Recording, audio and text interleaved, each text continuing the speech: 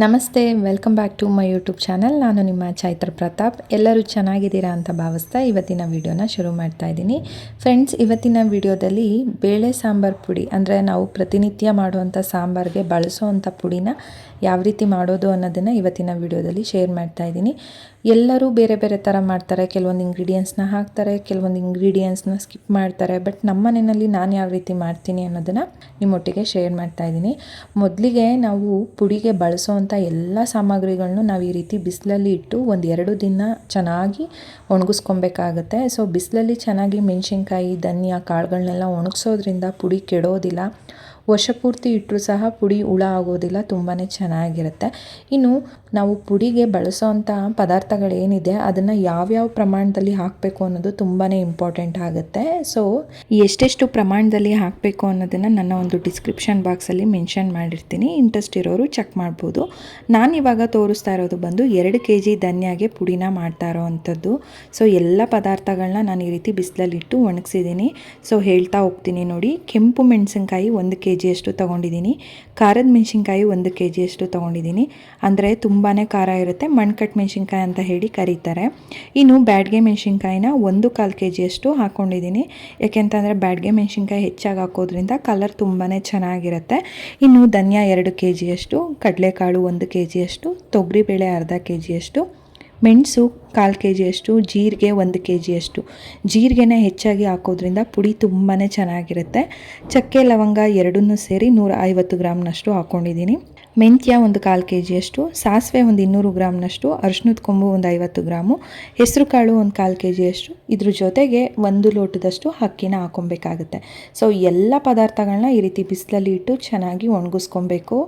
ಒಂದು 2ರಿಂದ 3 ದಿನಗಳ ಕಾಲ ಚೆನ್ನಾಗಿ ಧನಿಯಾ ಮೆಣಸಿನ್ಕಾಯಿ ಎಲ್ಲ ಒಣಗಿದೆ ಅಂದರೆ ಪುಡಿ ತುಂಬಾ ಚೆನ್ನಾಗಿರುತ್ತೆ.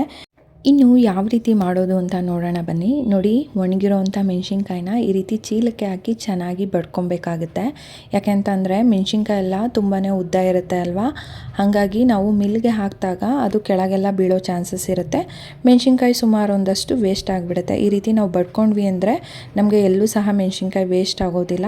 ಚೀಲನ 4 ಬದಿ ತಿರುಗಿಸಿ ಮೆಣಸಿನ್ಕಾಯಿನ ಈ ರೀತಿ ಚೆನ್ನಾಗಿ ಹೊಡಿಬೇಕು. ನಿಮಗೆ ಯಾರ ಮೇಲಾದರೂ ಕೋಪ ಇದ್ದರೆ ಹೆಂಗೆ ಹೊಡಿತೀರಾ ಆ ರೀತಿ ಚೆನ್ನಾಗಿ ಬಡಿಬೇಕು ಮೆಣಸಿನ್ಕಾಯಿ ಮೇಲೆ. ಅದೇನಾಗುತ್ತೆ, ಬಿಸಿಲಲ್ಲಿ ಚೆನ್ನಾಗಿ ಒಣಗಿರುತ್ತೆ ಅಲ್ವಾ, ಸೊ ನಾವು ಚೆನ್ನಾಗಿ ಅದ್ರ ಮೇಲೆ ಬಡಿದ್ವಿ ಅಂದರೆ ಎಲ್ಲ ಸ್ವಲ್ಪ ಪುಡಿ ಪುಡಿ ಆಗುತ್ತೆ. ಸೊ ಈ ಥರ ಮೆಣಸಿನ್ಕಾಯಿನ ಒಂದು ಅಗಲವಾಗಿರುವಂಥ ಬೇಷನ್ಗೆ ಶಿಫ್ಟ್ ಮಾಡ್ಕೊಬೇಕಾಗುತ್ತೆ.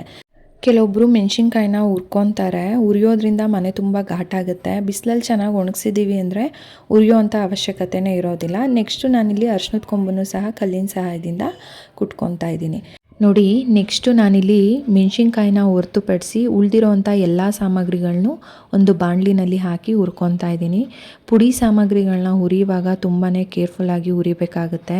ಜಾಸ್ತಿ ಉರಿ ಕೊಟ್ಟು ನಾವೇನಾದರೂ ಕಾಳುಗಳನ್ನೆಲ್ಲ ಜಾಸ್ತಿ ಹೊತ್ತು ಹುರಿದ್ವಿ, ತುಂಬಾ ಸೀದೋಗಿದೆ ಅಂತ ಅಂದರೆ ಪುಡಿ ಒಂದು ಚೂರು ಚೆನ್ನಾಗಿರೋದಿಲ್ಲ. ಅದನ್ನು ನಾವು ಮತ್ತೆ ಯೂಸ್ ಮಾಡೋದಕ್ಕೆ ಆಗೋದಿಲ್ಲ. ಹಾಗಾಗಿನೇ ಒಂದು ಮೀಡಿಯಮ್ ಹುರಿನಲ್ಲಿ ಎಲ್ಲ ಸಾಮಗ್ರಿಗಳನ್ನ ಹುರ್ಕೊಬೇಕಾಗುತ್ತೆ. ಇನ್ನು ಇದಕ್ಕೆ ಬಾಣಲಿ ಬೆಳೆಸ್ತೀವಿ ಅಲ್ವಾ, ಸ್ವಲ್ಪ ಇರೋವಂಥ ಬಾಣಲಿನ ತೊಗೊಬೇಕು. ಯಾಕೆಂತಂದರೆ ಉರಿ ಕೊಟ್ಟಾಗ ತುಂಬ ತೆಳು ಇತ್ತು ಅಂತ ಅಂದರೆ ಬೇಗನೆ ಸೀದೋಗ್ಬಿಡುತ್ತೆ ಕಾಳುಗಳೆಲ್ಲ ಉರಿಯುವಾಗ. ಹಾಗಾಗಿನೇ ಸ್ವಲ್ಪ ಒಂದು ಮೀಡಿಯಮ್ ಹುರಿನಲ್ಲಿ ಕೊಟ್ಟು ನಾವು ಹದವಾಗಿ ನೀಟಾಗಿ ಎಲ್ಲ ಸಾಮಗ್ರಿಗಳನ್ನ ಹುರ್ಕೊಬೇಕಾಗುತ್ತೆ.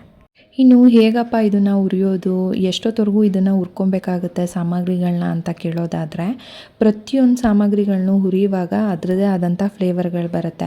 ಆ ಫ್ಲೇವರ್ ಬರೋವರೆಗೂ ನಾವು ಒಂದು ಮೀಡಿಯಮ್ ಉರಿನಲ್ಲಿ ಹುರ್ಕೊಬೇಕಾಗುತ್ತೆ. ಅಂದರೆ ಈಗ ನೆಕ್ಸ್ಟು ನಾನಿಲ್ಲಿ ಹೆಸರು ಕಾಳನ್ನು ಹಾಕ್ತಾಯಿದ್ದೀನಿ ಅಲ್ವಾ, ಈ ಹೆಸರು ಕಾಳನ್ನು ಹಾಕುವಾಗ ಉರಿತಾ ಉರಿತಾ ಇದ್ರ ಫ್ಲೇವರ್ ಬರುತ್ತೆ. ಸೊ ಇದ್ರ ಫ್ಲೇವರ್ ಬರುತ್ತೆ, ಸ್ವಲ್ಪ ಮಟ್ಟಿಗೆ ಇದ್ರ ಬಣ್ಣನೂ ಸಹ ಬದಲಾಗುತ್ತೆ. ನೋಡ್ತಾ ಇದ್ದೀರಾ ಅಲ್ವಾ. ಸೊ ಈ ಥರ ಆಗೋವರೆಗೂ ನಾವಿಲ್ಲಿ ಹುರ್ಕೊಬೇಕಾಗುತ್ತೆ. ಜೀರಿಗೆ ಹಾಕಿದಾಗ ಅದರದ್ದೇ ಫ್ಲೇವರ್ ಬರುತ್ತೆ. ನೆಕ್ಸ್ಟು ನಾನಿಲ್ಲಿ ತೊಗರಿಬೇಳೆ ಹಾಕ್ತಾಯಿದ್ದೀನಿ. ತೊಗರಿಬೇಳೆ ಹಾಕಿದಾಗ ಉರಿತಾ ಉರಿತಾ ಅದ್ರ ಫ್ಲೇವರ್ ಬರುತ್ತೆ. ಆ ರೀತಿ ಫ್ಲೇವರ್ ಬರೋವರೆಗೂ ನಾವು ಮೀಡಿಯಮ್ ಉರಿನಲ್ಲಿ ಎಲ್ಲ ಸಾಮಗ್ರಿಗಳನ್ನೂ ಹುರ್ಕೊಬೇಕಾಗುತ್ತೆ.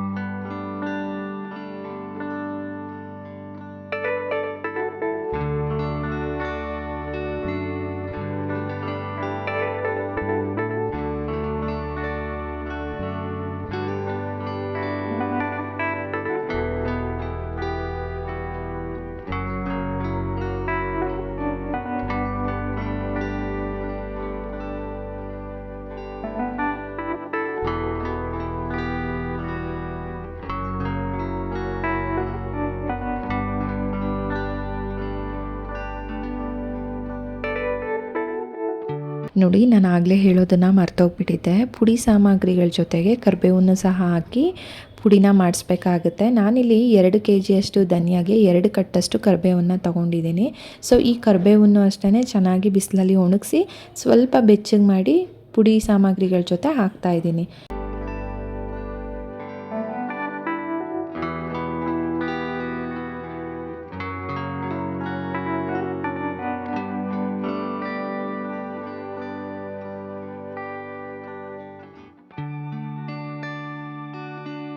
ನೋಡಿದ್ರಲ್ಲ, ಎಲ್ಲ ಸಾಮಗ್ರಿಗಳನ್ನು ನೀಟಾಗಿ ಹುರಿದಾಗಿದೆ. ಸೊ ಇದನ್ನು ನೀಟಾಗಿ ಒಂದು ಮಿಕ್ಸ್ ಮಾಡ್ಕೊಬೇಕಾಗುತ್ತೆ. ಯಾಕೆಂದರೆ ಒಂದಾದ್ಮೇಲೆ ಒಂದು ಸಾಮಗ್ರಿಗಳನ್ನ ಹಾಕ್ತಾ ಬಂದಿದ್ದೀನಿ ಅಲ್ವಾ.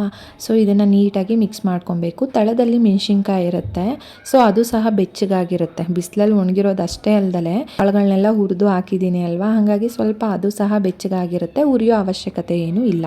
ಸೊ ನೋಡ್ತಾ ಇದ್ದೀರಲ್ಲ, ಈ ರೀತಿ ನಿಧಾನವಾಗಿ ನೀಟಾಗಿ ಮಿಕ್ಸ್ ಮಾಡ್ಕೊಳ್ಳಿ. ಜೊತೆಗೆ ಬಿಸಿ ಇದ್ದಾಗಲೇ ಹೋಗಲಿಕ್ಕೆ ಹೋಗಬಾರ್ದು. ಇದನ್ನು ಮಿಲ್ ಮಾಡಿಸ್ಲಿಕ್ಕೆ ಸ್ವಲ್ಪ ತಣ್ಣಗಾಗಬೇಕು. ತಣ್ಣಗಾದ್ಮೇಲೆ ಮಿಲ್ಲಿಗೆ ಹೋಗಿ ಪುಡಿ ಮಾಡಿಸ್ಕೊಂಬರ್ಬೇಕಾಗುತ್ತೆ. ಬಿಸಿ ಇದ್ದಾಗಲೇ ಹೋದ್ವಿ ಅಂತಂದರೆ ಪುಡಿ ಎಲ್ಲ ಸ್ವಲ್ಪ ಮಟ್ಟಿಗೆ ಮಿಷಿನಲ್ಲಿ ಅಂಟ್ಕೊಳ್ಳುತ್ತೆ, ನಮಗೊಂದಷ್ಟು ಪುಡಿ ವೇಸ್ಟ್ ಆಗಿಬಿಡುತ್ತೆ. ನೆಕ್ಸ್ಟು ನಾನಿಲ್ಲಿ ಪುಡಿನ ಮಿಲ್ ಮಾಡಿಸಿ ತಂದಿದ್ದೀನಿ. ಸೊ ಮಿಲ್ಲಿಂದ ಪುಡಿ ತಂದಾಗ ತುಂಬಾ ಬಿಸಿ ಇರುತ್ತೆ, ಅದನ್ನು ಹಾರಲಿಕ್ಕೆ ಬಿಡಬೇಕು. ಬಿಸಿನಲ್ಲೇ ನಾವು ಜಲ್ದಿ ಹಿಡಿಯೋದಕ್ಕೆ, ಬಾಕ್ಸಿಗೆ ಸ್ಟೋರ್ ಮಾಡೋದಕ್ಕೆ ಹೋಗಬಾರ್ದು. ಆ ರೀತಿ ಮಾಡಿದ್ವಿ ಅಂದರೆ ಕಲರ್ ಚೇಂಜ್ ಆಗಿಬಿಡುತ್ತೆ. ನೋಡಿ, ಪುಡಿ ತಣ್ಣಗಾದ್ಮೇಲೆ ಜಲ್ದಿ ಹಿಡಿದು ಈ ರೀತಿ ಬಾಕ್ಸಿಗೆ ಸ್ಟೋರ್ ಮಾಡ್ಕೊತಾ ಇದ್ದೀನಿ. ನೋಡ್ತಾ ಇದ್ದೀರಾ ಅಲ್ವಾ, ಈ ರೀತಿ ತುಂಬಾ ಟೈಟಾಗಿ ಪುಡಿನ ಬಾಕ್ಸಿಗೆ ಹಾಕೊಬೇಕಾಗುತ್ತೆ. ನಾವೇನಾದರೂ ಸ್ವಲ್ಪ ಫ್ರೀಯಾಗಿ ಬಾಕ್ಸಲ್ಲಿ ಪುಡಿನ ಸ್ಟೋರ್ ಮಾಡಿದ್ವಿ ಅಂತ ಅಂದರೆ ಗಾಳಿ ಆಡುತ್ತೆ. ಗಾಳಿ ಆಡಿದಾಗ ಏನಾಗುತ್ತೆ, ಪುಡಿ ಫ್ಲೇವರ್ ಎಲ್ಲ ಹೋಗುತ್ತೆ. ಸೊ ಹಾಗಾಗಿನೇ ನಾವೇನು ಮಾಡಬೇಕು, ನೀಟಾಗಿ ಟೈಟಾಗಿ ಪುಡಿನ ಹಮ್ಕಿ ಸ್ಟೋರ್ ಮಾಡಬೇಕಾಗುತ್ತೆ. ಅದಾದಮೇಲೆ ನೋಡಿ, ಈ ರೀತಿ ಮೇಲೆ ಉಪ್ಪನ್ನು ಹಾಕಬೇಕು. ಉಪ್ಪನ್ನು ಹಾಕೋದ್ರಿಂದ ಹುಳ ಆಗೋದಿಲ್ಲ. ಜೊತೆಗೆ ಸ್ವಲ್ಪ ಕರಿಬೇವೇನಿದೆ ಆಲ್ರೆಡಿ ನಾನು ಬಿಸಿಲಲ್ಲಿ ಒಣಗಿಸಿ ಸ್ವಲ್ಪ ಬೆಚ್ಚಗೆ ಮಾಡಿದ್ದೆ ಅಲ್ವಾ. ಸೊ ಆ ಕರಿಬೇವನ್ನು ಸ್ವಲ್ಪ ಮಟ್ಟಿಗೆ ಒಂದು 2 ಹಿಡಿಯಷ್ಟು ಎತ್ತಿಟ್ಕೊಂಡಿದ್ದೆ. ಈ ರೀತಿ ಪುಡಿ ಮೇಲೆ ಅಂದರೆ ಬಾಕ್ಸ್ಗೆ ಏನು ಹಾಕ್ತೀವಿ ಅದ್ರ ಮೇಲೆ ಹಾಕಲಿಕ್ಕೆ ಅಂತ ಹೇಳಿಬಿಟ್ಟು, ಸೊ ಈ ರೀತಿ ನಾವು ಸ್ಟೋರ್ ಮಾಡಿ ಇಡೋದ್ರಿಂದ ನೀವು 1 ವರ್ಷದ ಮೇಲ್ಪಟ್ಟು ಪುಡಿನ ನೀವು ಯೂಸ್ ಮಾಡ್ಬೋದು.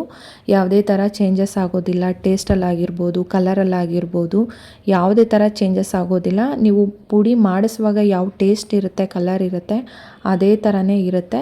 1 ವರ್ಷ ಆರಾಮಾಗಿ ನೀವು ಪುಡಿನ ಯೂಸ್ ಮಾಡ್ಬೋದು. ತುಂಬಾ ರುಚಿ ಇರುತ್ತೆ.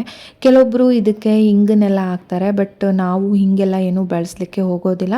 ಅವರವರ ರುಚಿಗೆ ತಕ್ಕಂತೆ ಸಾಮಗ್ರಿಗಳನ್ನ ಹಾಕಿ ಪುಡಿನ ಮಾಡ್ಕೊತಾರೆ. ಬಟ್ ನಮ್ಮನೆಯಲ್ಲಿ ಖಾರನ ಹೆಚ್ಚಾಗಿ ತಿನ್ನೋದ್ರಿಂದ ನಾನಿಲ್ಲಿ 2 kg ಧನಿಯಾಗೆ 3 ಥರ ಮೆಣಸಿನ್ಕಾಯಿನ ಹಾಕಿ ಪುಡಿನ ಮಾಡಿರೋ ಅಂಥದ್ದು. ಸೊ ನೋಡಿದ್ರಲ್ಲ ಫ್ರೆಂಡ್ಸ್, ನಮ್ಮನೆಯಲ್ಲಿ ನಾನು ಯಾವ ರೀತಿ ಪುಡಿನ ಮಾಡ್ತೀನಿ ಅಂತ. ಸೊ ನೀವೆಲ್ಲ ವಿಡಿಯೋನ ಪೂರ್ತಿಯಾಗಿ ನೋಡಿದ್ದೀರಾ ಅಂತ ಭಾವಿಸ್ತೀನಿ. ನಿಮಗೇನಾದರೂ ಇಷ್ಟ ಆಗಿದ್ರೆ ದಯವಿಟ್ಟು ಲೈಕ್ ಮಾಡಿ. ಈ ವಿಡಿಯೋ ನಿಮಗೆ ಯೂಸ್ಫುಲ್ ಅನಿಸಿದ್ರೆ ಶೇರ್ ಮಾಡಿ. ಹೊಸ್ದಾಗ್ಯಾರೆಲ್ಲ ಚಾನಲ್ನ ನೋಡ್ತಿದ್ದೀರಾ, ದಯವಿಟ್ಟು ಚಾನಲ್ನ ಸಬ್ಸ್ಕ್ರೈಬ್ ಮಾಡ್ಕೊಂಡು ನೋಡಿ ಅಂತ ಹೇಳ್ತಾ ಮತ್ತೆ ನೆಕ್ಸ್ಟ್ ವಿಡಿಯೋದಲ್ಲಿ ಸಿಗ್ತೀನಿ. ಅಲ್ಲಿವರೆಗೂ ಸಿ ಯು. ಬಾಯ್ ಸ್ನೇಹಿತರೆ, ಥ್ಯಾಂಕ್ ಯು.